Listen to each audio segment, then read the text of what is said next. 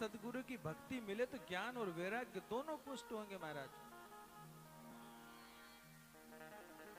और हमारे गुरुदेव ने तो ऐसे ही काम किया, जैसे एक गुरुजी ने अपने रात को अमावस की अंधेरी रात में 10 किलोमीटर दूर पर कोई जगह पर भेजा कि जाओ वहां से अमुक चीज लेकर आना, और लालटेन दे दी हाथ में।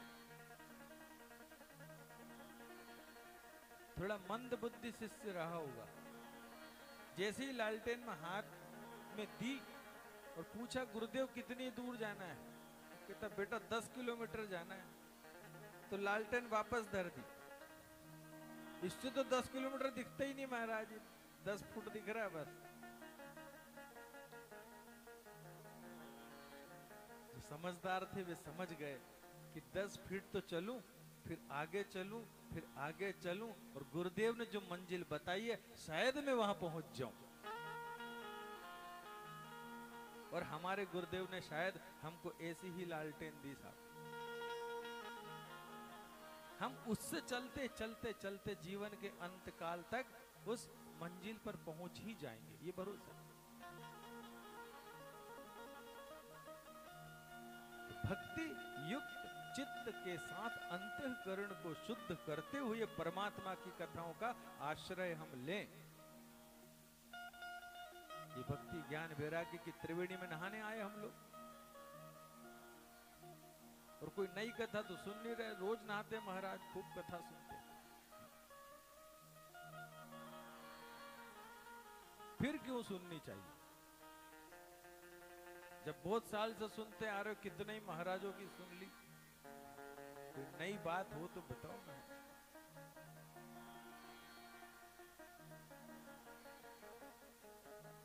तो आपके सामने कथा के रसिक दो पात्रों का नाम लेता हूं।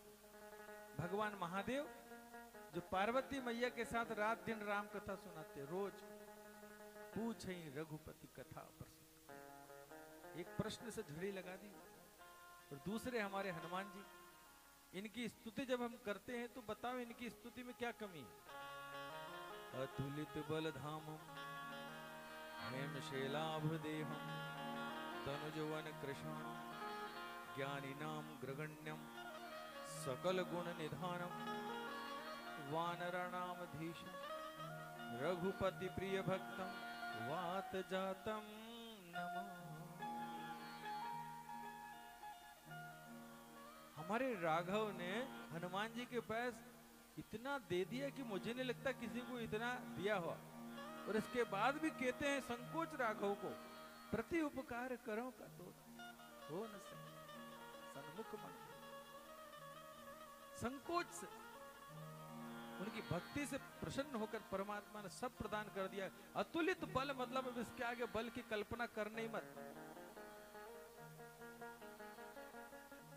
ज्ञानियों में अग्रगण्य, तुमसे बड़ा ज्ञानी अब हो ही नहीं सकता कोई। और कहां तक गुणों की कथा कहते हैं, सकल गुण, जितने भी गुण है सकल गुण ने, और ये सब भी दे दिया। आखिरी में एक आशीर्वाद और दे दिया, रघुपति प्रिय भक्तम।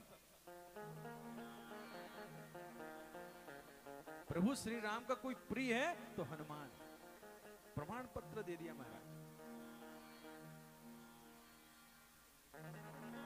ऐसे हनुमान जी महाराज यत्र यत्र जहां जहां रघुनाथ गाथा, जहां भगवान की रामायण जी हो, राम कथा हो, महाराज विराज जाते हैं। हनुमते आन विराजो आसन पे, जब तक कथा राम की हो, कथा राम की हो, ये रामा रामायण जी हो, बैठे रहते हैं। और उनसे सुंदर कथा सुनाने वाले नहीं। माता जानकी को भी कथा सुनाई उन्होंने, कहने लगे कथा अति सुंदर। जब हनुमान जी जैसे जिनको सकल गुण सब प्राप्त है, ज्ञानियों में अग्रगण्य है, भगवान के इतने प्रिय हैं, इसके बाद भी नित्य भगवान की राम कथा के लिए लालायित रहते हैं। जहां कानों में भगवान के कीर्तन की आवाज सुनाए, हनुमान जी पहुंच जाते। जब ऐसे बलशाली को रोज कथा चाहिए महाराज, तो हमको भी तो चाहिए। हम परमात्मा के गुणों को सुनने के लिए ये कान, जैसे राजा पृथु ने क्या मांगा भगवान से, वरदान दो तो प्रभु एक ही दोगे, 1000 कान हो जाए हमारे। ये 2 कान कम पड़ते, 1000 कान दो जिससे मैं प्रभु के गान सुनता रहूं।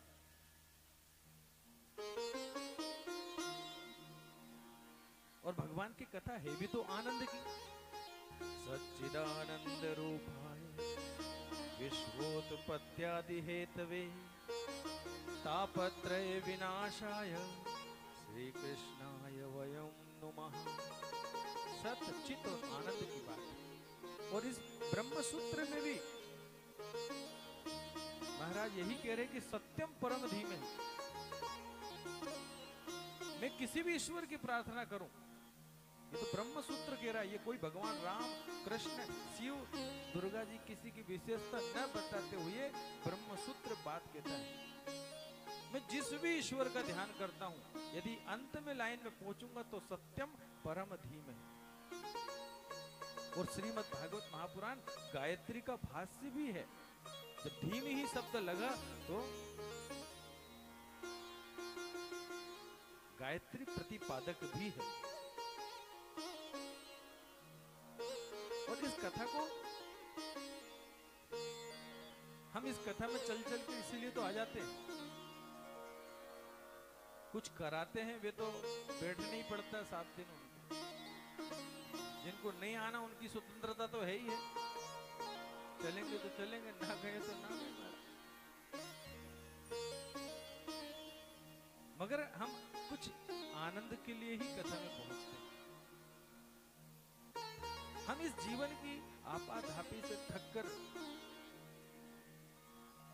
या जीवन का कोई भी मनुष्य इतना सुखी यदि मिल जाए तो समझना साहब भगवान के पास बड़ा वैभव में पहुंच गया। जैसे सदगुरुदेव थे, जिनको देख के लगता था कि आनंद की प्रतिमूर्ति ये है। कोई बोलते आनंद किसको कहते, चलो बताओ, परिभाषा बताओ महाराज, आनंद कैसा था? हमारी माताओं से अच्छा कोई नहीं जान सकता। कोई बहुत अच्छी भी चीज लाई हो और अपने बेटे को खिलाएंगी, और उसमें पहले भाव था कि थोड़ा बचेगा तो मैं खा लूंगी, मगर बच्चे ने इतनी स्वाद से पूरा गट कर गया, खा गया। और आखिर को बालक पूछता, मैया तेरे लिए बचे ही नहीं। मैया क्या कहती आखिरी में, बेटा तू खुश हो गया, मेरे को आनंद आ गया। बेटा तू खुश हो गया, मैं आनंद। ये आनंद है।